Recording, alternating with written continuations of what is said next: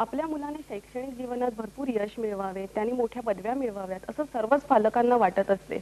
पण आपल्या मुलाने किंवा मुलीने शरीर संवर्धन करून क्रीडा क्षेत्रात नाव कमवावं, या क्षेत्रात आपली कारकीर्द घडवावी असे फारच थोड्या पालकांना वाटत असते. असे का? खरं तर या क्षेत्राचे महत्त्वच आपल्या लोकांना पटलं नसावं, किंवा आपण ज्या ठिकाणी राहत असतो तिथे अशी एखादी संपूर्ण दृष्टीने आपल्या मुलांना क्रीडा क्षेत्राविषयी माहिती पुरवणारी संस्था नसते, योग्य मार्गदर्शनाचा अभाव असतो, प्रशिक्षक नसतात. समजा अशी एखादी संस्था की ज्या ठिकाणी प्रशिक्षक आहेत, योग्य मार्गदर्शक आहेत, अशी जर आपल्या गावात किंवा शहरात उपलब्ध झाली तर त्याचा फायदा आपण आपल्या मुलांसाठी नक्कीच करून घेऊ, नाही का? आज आम्ही आपल्या भेटीला डोंबिवली येथील भोईर जिमखान्याचे संकल्पक श्री मुकुंद भोईर आणि जुने डोंबिवलीकर, ख्यातनाम लेखक आणि भोईर जिमखान्याचे मार्गदर्शक श्रीयुत शन्ना नवरे यांना आपल्या भेटीला बोलवले आहे. श्रीयुत भोईर यांना क्रीडा क्षेत्रातील कामगिरीबद्दल माजी राष्ट्रपती शंकरदयाळ शर्मा यांच्या हस्ते प्रियदर्शनी अवॉर्ड सुद्धा मिळालेला आहे. तर हे जिम्नॅस्टिक सेंटर त्यांनी कसे काय सुरू केले, त्यामागची त्यांची भूमिका काय होती, उद्दिष्टे काय आहेत त्यांची, आणि त्यांच्या नवीन योजना काय आहेत, याची माहिती आपण त्यांच्याकडून करून घेऊयात. भोईर साहेब, सर्व सोयींनी सुसज्ज असं जिम्नॅस्टिक सेंटर काढण्यामागची तुमची भूमिका काय होती? हां, बरोबर आहे. असं आहे की एक 100 कोटी लोकसंख्या असलेला हा देश, या देशाला एकही ऑलिम्पिक मेडल मिळत नाही. तेव्हा हा सर्व नागरिकांचा हा प्रश्न आहे. त्याचा मलाही तो प्रश्न होता की आपल्याला एकही मेडल मिळत नाही का. यासाठी मी काही विदेश दौरा केला की आपण इतर देशामध्ये ना आपल्या देशामध्ये काय तफावत आहे, आपण काय मेडल घेऊ शकत नाही. म्हणून सुरुवातीला मी अमेरिकेला गेलो. तिथे टेक्सास, तिथे नादिया तुम्हाला माहित असेल की जिम्नॅस्टिक मध्ये जागतिक विजय मिळवलेली आहे. तर तिला कुठे कोचिंग केले, तर कोण कोचिंग करतो, ते बेला मध्ये कोच आहे, त्या कोचने कशी काय तिला कोचिंग केली असेल या संदर्भात मी जरा थोडीशी जाऊन तिथे माहिती घेतल्यानंतर तिथे बरंचसं मला माहिती मिळाली की आपल्याला काय करता येईल. त्यानंतर मी चायनाला गेलो. चायनाला गेल्यानंतर चायनामध्ये मला गल्लोगल्ली जिम्नॅस्टिक सेंटर मला दिसायला लागले.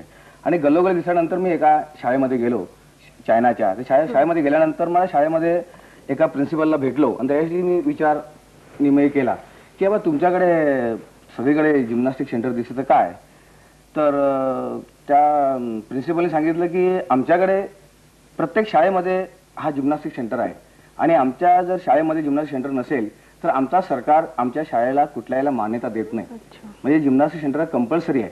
त्यानंतर मी त्यांच्या कोचला भेटलो. त्यांच्या एका जिम्नॅस्टिक सेंटरमध्ये गेल्यानंतर धडाधड मुलं उड्या मारतात, लहान लहान 2-2, 2.5 वर्षाची मुलं तिथे शिकतात.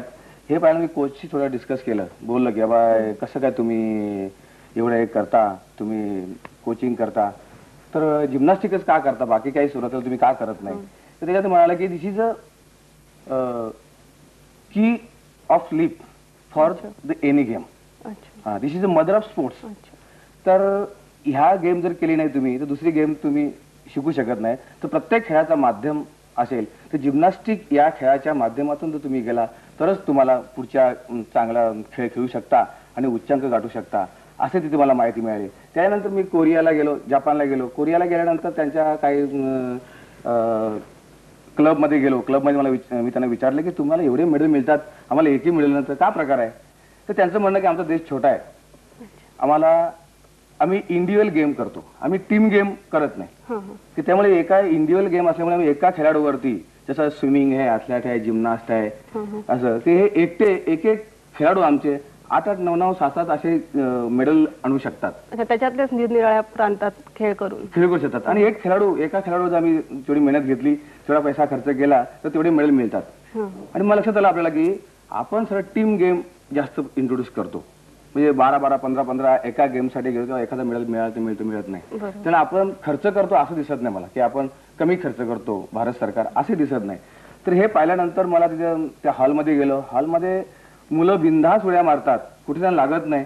इतकी सुरक्षितता पाहिल्यानंतर मला लक्षात आलं की आपण जर असा एक जिमखाना काढला तर या जिमखान्याच्या आंतरराष्ट्रीय लेवलला आपण काहीतरी जवळपास राहू शकतो. तर अशा जिमखान्याची आपल्याला आवश्यकता आहे. आणि हे जिमखाने पाहिल्यानंतर मला वाटलं की आपल्याला जर ऑलिम्पिक मेडलपर्यंत जायचं असेल तर आपण असे जिमखाने स्थापन करण्याची आवश्यकता आहे. आणि त्या भूमिकेने मी हा जिमखाना स्थापन केला. अच्छा, ह्या सुसज्ज जिमखान्याच्या उभारण्याची पार्श्वभूमी तर आम्हाला समजली, पण सुरुवातीला ते सुरू करताना तुम्हाला काय अनुभव आले? अनुभव म्हणण्यापेक्षा मला बरंच काही शिकायला मिळालं. आता सुरुवातीला मी तर एक कबड्डी प्लेअर, रेसलर म्हणजे पेलवान या गेमचा मी खेळाडू असल्यामुळे मला जिम्नॅस्टिकचं काही एक माहिती नाही. हे माहिती नसल्यानंतर संपूर्ण भारत देशात मी दौरा केला.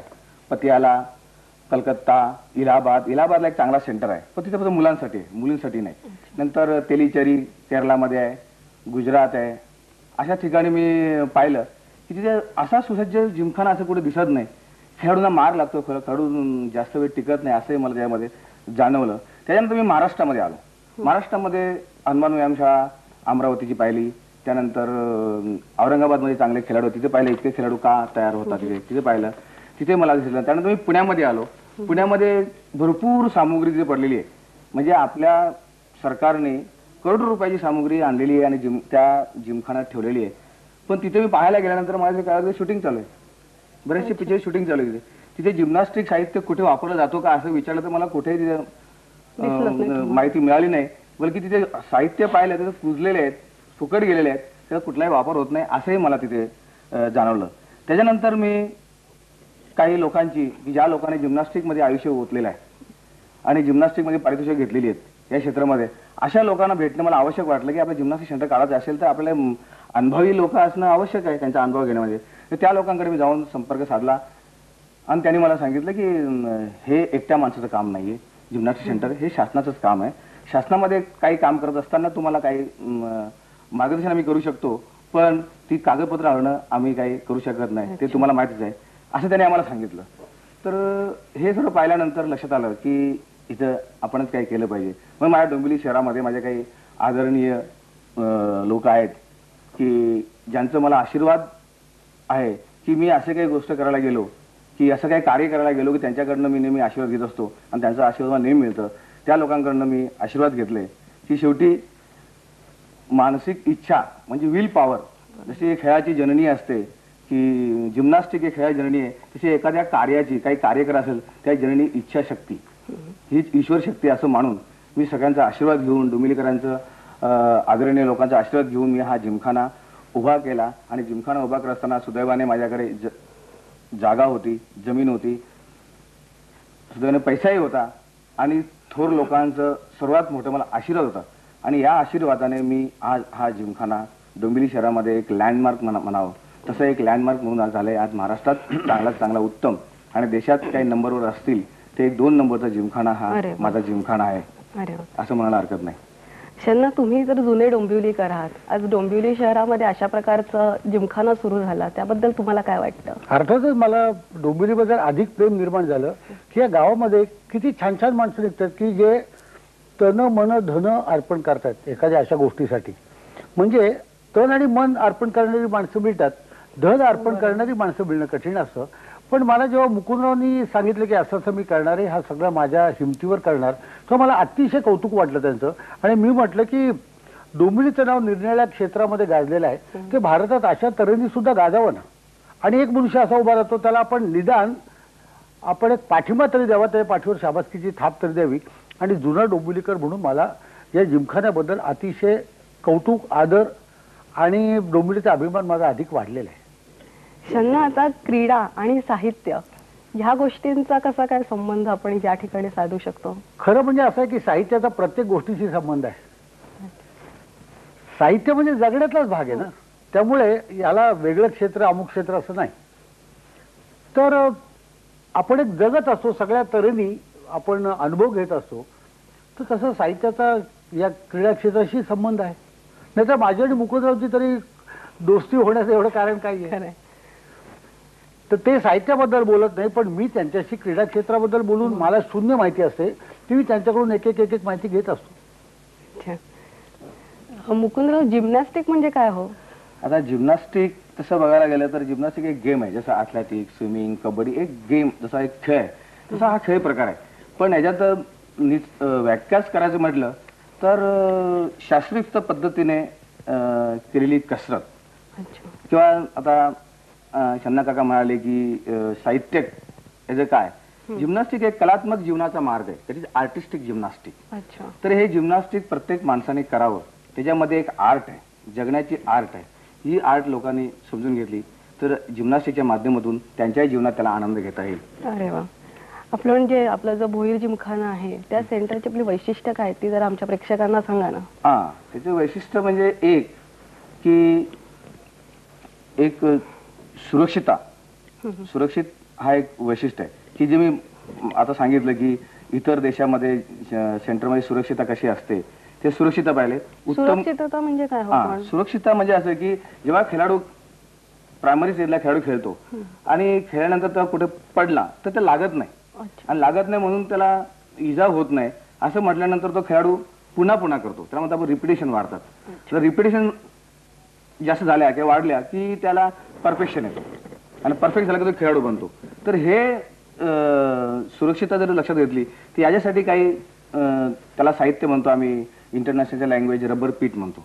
यात किती उंचावरनं तुम्ही खाली पडलात तर तिथे त्याला लागत नाही. त्यानंतर ट्रॅम्पोलिन आहे.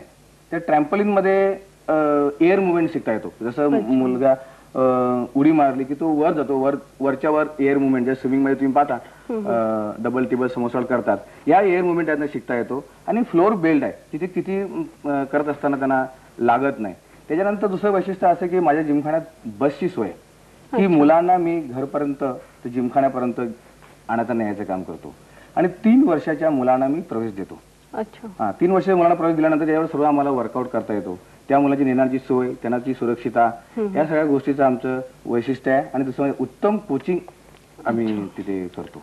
1 मिनिट मध्ये मी विचारतो की ह्या सगळ्या म्हणण्यातला एक मागला अर्थ मला एक असा वाटतो की त्यांच्या मनातली भीती काढून टाकणं. हो, सुरक्षितता एवढ्यासाठी मनातली भीती गेली की त्यांना पुढलं टोक गाठता त्याची भीती त्यांना भीती वाटतच नाही करताना.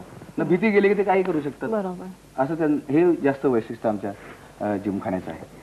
आता मुलांचा आणि पालकांचा प्रतिसाद जेव्हा तुम्ही हे सुरू केलं सेंटर तेव्हा तुम्हाला कसा काय मिळाला? मुलांचा प्रतिसाद चांगला. त्याला एक कारण आहे की चांगली सेफ्टी असल्यामुळे उत्तमच आम्हाला प्रतिसाद पालकांचा आणि मुलांचा आहे. आणि दुसरं म्हणजे माझी मुलं दोघंही जिमनास्ट आहे, आंतरराष्ट्रीय लेवलची जिमनास्ट आहेत. त्याच्यामध्ये तिथल्या असणाऱ्या मुलांना प्रत्येकाला वाटतं की पवन आणि मानवेंद्र यांच्यापेक्षा किंवा यांच्या बरोबर आपण केलं पाहिजे. त्या मुलांना या आंतरराष्ट्रीय लेवलचा परफॉर्मन्स त्यांच्या बघायला मिळतो, त्यांच्याबाबत त्यांना प्रॅक्टिस करायला मिळतं, हे त्यांना खूप आनंद वाटतं. त्याला मुलांचा खूप प्रतिसाद मिळतो. आणि पालकांनाही वाटतं की आपल्या मुलांना इजा होत नाही, काही लागत नाही, आणि बिंदासपणे ते उड्या मारतात आणि आनंदाने जिमखान्यात जातात. त्या पालकांचाही प्रतिसाद वाटतं आणि पालकांनाही वाटतं की आमची मुलं अशीच व्हावी.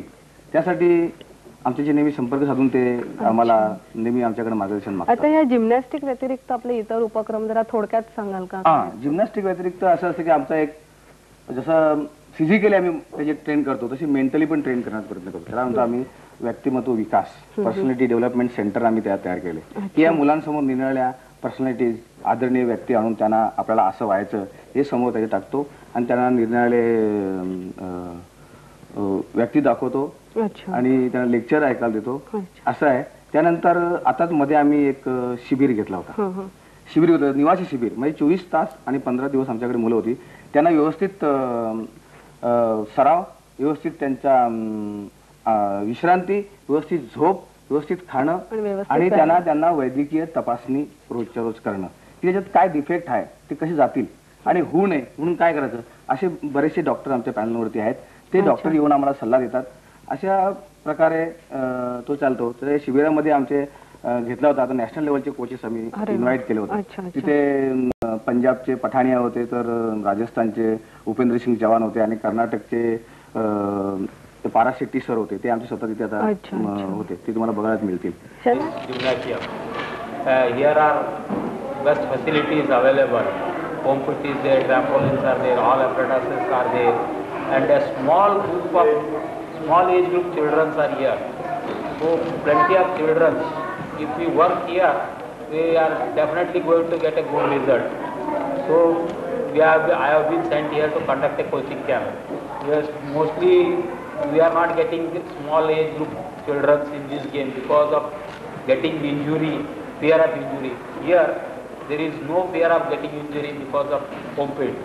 And boys, they do their work very courageously without fear. So we can achieve a good result by this conducting a camp here. त्यांना शिबिराच्या वेळेस तुम्ही स्वतः पण तिथे उपस्थित होतात नाही का? तर तर त्यावेळेस तिथली जी छोटी छोटी जी मुलं आहेत त्यांच्या ज्या संस्कारक्षम वयामध्ये त्यांच्यावरती कशा प्रकारचे संस्कार तिकडे झाले असतील? त्यांच्यावर जे संस्कार केले जातात ते मला फार महत्त्वाचे वाटतात, कारण संस्कार हा जीवनाचा एक पाया आहे असं मला वाटतं. संस्कारामुळे एक चांगला समाज घडू शकतो, हा एक महत्त्वाचा भाग आहे. आपण दुसऱ्याचं काही किंवा समाजाचं काही देणं लागतो ही एक भावना त्याच्यातून एक निर्माण होते या संस्कारातून.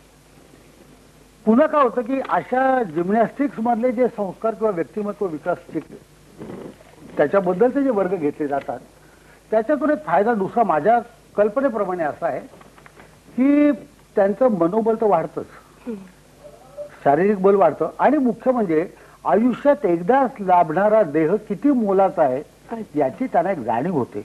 ही एकदा जर जाणीव झाली तर मग आपल्या पुढे हल्ली जे प्रश्न येतात ना की बुवा एड्सचा प्रश्न आलाय, याची भारताला भीती वाटते, तो प्रश्न भेडसावतोय, तर जर चांगले संस्कार झाले तर ही पिढी उद्याला व्यसनापासून दूर राहील. शरीराची किंमत कळल्यानंतर ह्या नको त्या रोगापासून ती आपोआप दूर राहील. आणि मला वाटतं की मुळामध्ये जर हा घाव घातला गेला तर ते फार मोलाचं असं कार्य होईल. आता बघा, संस्कार कुठेतरी मुकुटांच्यावर झाले म्हणून त्यांच्या डोक्यात आलं ना की आपला पैसा आपल्या मुलांच्यासाठी न साठवता आपण समाजासाठी द्यावा, त्यांच्यासाठी एक जिम्नॅस्टिक सेंटर काढावं. त्यांच्या 2 मुलांनी चांगलं नाव कमवलंय, ते त्यांना आणखीन कुठे परदेशात पाठवून तो पैसा खर्च करू शकले असते, पण आपल्या मुलांच्या बरोबर इतर मुलांनी शिकावं हे त्यांच्या डोक्यात कसं आलं, ते संस्कार. तर असे संस्कार मला बघायला मिळाल्यानंतर मला फार बरं वाटलं.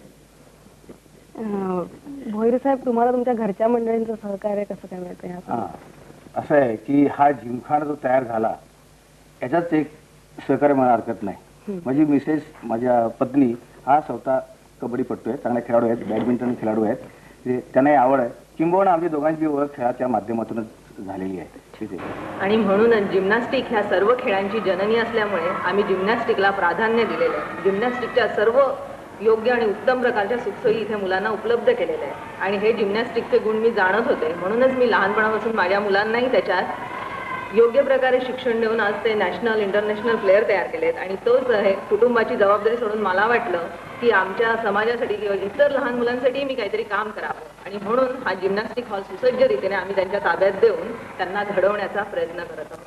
ठीक आहे की तिने एखादी गोष्ट माझ्या मनात यावं, एखादा कार्य करायचं असं माझ्या मनात यावं तर तिच्या तोंडून ते बाहेर पडतं. एवढं आमचा सहकार्य या कार्याला. आणि शिवाय तुमच्या मुलांनी पण या क्षेत्रात नाव कमवलंय आणि ती सर्व जिमखाना बघते, जिमखाना सगळं देखभाल ती करते, सर्व कोचेस लोकांशी ती डिस्कस करत असते, का पुढे गेलं पाहिजे, कसं करायला पाहिजे वगैरे. तुमचे शब्द आणि त्यांचा संवाद असं तुमचं चालू आहे असं म्हणायला हरकत नाही. असं चालू असतो. प्रत्येकाने आपापला खारीचा वाटा याच्यामध्ये उचललेला आहे. कारण ती सगळं बघते आणि तिच्या हवाले केले असं मला हरकत नाही. तिला आवड पण आहे. आता मुलं तर स्वतः इकडे खेळत असतात, तिला जे आवडीचं तिला क्षेत्र मिळालं. भोईर साहेबांचा केल्याने होत आहे रे, आधी केलेची पाहिजे ह्याच्यावरती विश्वास आहे. आणि चंदांसारखे मार्गदर्शक त्यांना त्यांच्या पाठीशी उभे आहेत, त्यांचे आशीर्वाद या कामी त्यांना मिळत आहेत. त्यामुळे भोईर जिमखान्याचा वेलू गगनावरी चढायला काही हरकत नाही, तर तो त्यांना काही फारसा वेळ पण लागणार नाही. आज चन्ना भोईर साहेब यांनी आपल्या वेळात वेळ काढून आपल्या इथे आले, आपल्याला त्यांनी त्यांचं मुलाचं मार्गदर्शन दिलं, त्याबद्दल मुंबई दूरदर्शनच्या वतीने मी त्यांचे आभार मानते. नमस्कार.